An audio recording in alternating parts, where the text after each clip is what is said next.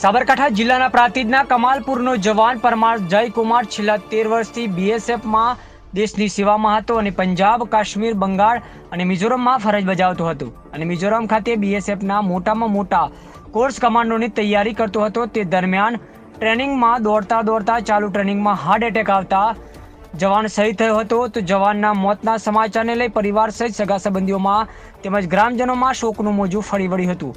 તો જવાનના પાર્થિવ દેહને આજે માદરે વતન કમાલપુર ખાતે લાવવામાં આવ્યો હતો। તો બીએસએફના અધિકારીઓ તથા જવાનો તેમજ અંતિમ ધામ ખાતે અગ્નિસંસ્કારમાં પહેલા બીએસએફ તથા પ્રાંતિજ પોલીસ ટીમ દ્વારા શહીદ જવાનને ગાર્ડ ઓફ ઓનર આપવામાં આવ્યું હતું। તો શહીદ જવાનની અંતિમ યાત્રામાં સાંસદ શોભનાબેન બારિયા તથા પ્રાંતિજ તલોદના ધારાસભ્ય શ્રી ગજેન્દ્રસિંહ પરમાર સહિત પ્રાંતિજ તથા તાલુકામાંથી લોકો મોટી સંખ્યામાં ઉપસ્થિત રહી જવાનના પાર્થિવ દેહને સલામી આપી શ્રદ્ધાંજલિ પાઠવી હતી। અહેવાલ અલ્પેશ નાયક, પ્રાંતિજ।